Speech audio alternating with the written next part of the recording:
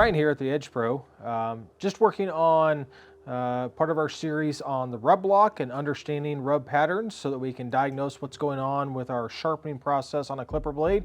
If we've got a blade that isn't working and we have a sharpening issue, the rub block is going to tell us exactly what's going on. So I've got a lot of examples we can go to and try to get some close-up photos of them so that you can see that detail. So going to look at several of these, several different ones here. Doesn't really matter what the blade is. All these sort of problems will show up on different blades at different times, but just different examples here. So the first one we've got here, this happens to be a 5-in-1 Arco style cutter. But this particular blade, upon first inspection, after rubbing, just simply rubbing that on the rub block, after doing so, looks like I've got a nice pattern on here. However, went to assembly, went to test this blade, and discovered that it wasn't cutting on the corner. And so certainly alerted to a possible issue, took it back apart, took a look at it, and realized I should have looked a little closer. And so if we look at that pattern really closely, we notice the nice crescent shape. We tip it back and forth in the light there to be able to see it, but we kind of have this dark, nice crescent shape. All the tips there, everything looks really good. But if we tip it around in the light just right, we look really carefully at those teeth. If we look at the very corner, and we've got highlighted there, just that very corner, there's just a little bit of tip damage. Not tip damage, we actually don't know what the cause of that tip damage could be. That could be from use, it could be something in the coat of the animal that caused damage to the cutter blade. Perhaps why it was dull and not cutting, they needed it sharpened. It could have been something I did when I was sharpening it that I actually damaged it, could have dropped the blade, could have caused damage. But there's a little bit of damage there. And so what this reveals to me is that I need to continue sharpening. I haven't removed enough metal in order to get past that damage that was there. This one happens to be on the corner tooth, but it could be on any tooth. It could be anywhere along the way. You never know exactly where that's going to show up, but it's important to look at that rub, to diagnose that fully, and look very carefully at the very tips of the teeth to see if you see any damage like that. I've got another example here. This particular cutter comes from a blocking style blade. With the curvature of this blade, it's interesting because the crescent kind of follows the curvature. So instead of it being longer on the corners and shorter in the middle, it's kind of the same length all the way around because the cutter itself is curved. But again, if we look at that very quickly, if we look at this rub, it looks like a good rub. I have dark tips on every single one, looks pretty good. But if I tip it around in the light just right, I do notice one just to the side of the center. We've got some pictures here a little closer for you to be able to see that detail. But you do see some light on one tooth and actually even a tiny bit on the tooth next to it. Again, this damage could have been caused in any number of ways, but it simply means that that tooth, when I sharpened this, however many passes I made on the abrasive, it did not remove all of the damaged material. I just need to continue sharpening. I didn't do enough work. So this is just another case. I need to go back. I need to do the same process again and remove more material until I get rid of that one little light glint on that one tooth. Get a good pattern again. That blade should function well. Got another example here. This particular cutter blade. This one's actually a bit easier to see. Now I will tell you, in my opinion, and this was a difficult one to get a good picture of that you could see really close up, but the rub itself I wouldn't say is picture perfect.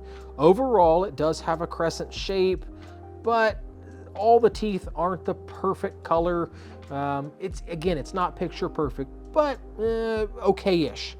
But it is very easy to tell if I look at this very right-hand tooth. There's a very stark line.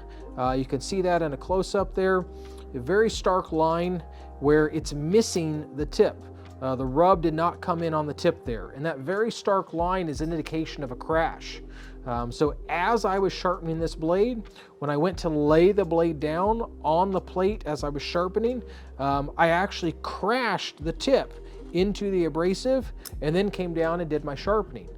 So we think about this like an airplane, and when you come down for a landing, we're going to land on that plate. If you come in nose first with the wing on the side, this is what happens. And that very stark line there, you could crash it all the way across the tips. Again, the plane, if we just crash the nose into the ground first, we would have this on every single tip here. Here I just crashed the wing into the runway, and so I've got just the tip of that missing. It's still salvageable. I still have to do more sharpening, and I can get down past that material. But it is something that usually a crash is a little easier to see at first. Depending on how bad the crash is, you might see it before you actually rub the blade. But again, just another example, something that you might come across, why that blade wouldn't be working, what I did wrong in my sharpening, and how to correct that. And then my last example here, again, just another very common issue to see of tip damage on a blade. And again, these could be on combs or cutters. These just happen to be examples of cutters here. But if we look at this one, similar to the last one, it does have a crescent shape. Again, I wouldn't necessarily call it picture perfect, but it's okay-ish. I see the light across the ends of the teeth, the tips of each one. But once again, if I look at that very right-hand tooth, I do see that rub missing on the very corner. Now, it's not a stark line like the last example where I had the crash, but I do see that tip missing. And this was a good indication of a sweep. And the sweep is basically sort of the inverse. We go back to the plane analogy. It's the inverse of crashing that airplane on the landing. Here we sort of crashed the airplane when we took off. So as we were lifting that blade from the abrasive plate, instead of lifting it straight up like a helicopter, I actually lifted up and to the left, causing this right tooth to get ground away a little bit more. And so unfortunately that means that this blade isn't going to perform. It's not going to cut here on this corner.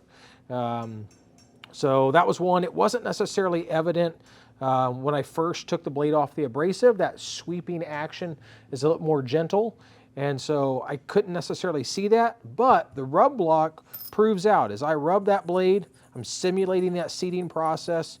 It provides that burnished surface across there, and I can see that there is a crescent shape, but I'm looking specifically is, do I have rub at the tip of every single tooth? And here, this one failed because it is missing rub at that very corner tooth. So just hope that this little series on the rub block is helpful if you're having difficulty sharpening, and particularly if you're having difficulty using your rub block and trying to diagnose what issues are going on. Hopefully these little videos will be beneficial and you can go back to them and reference them if you are having issues down the road.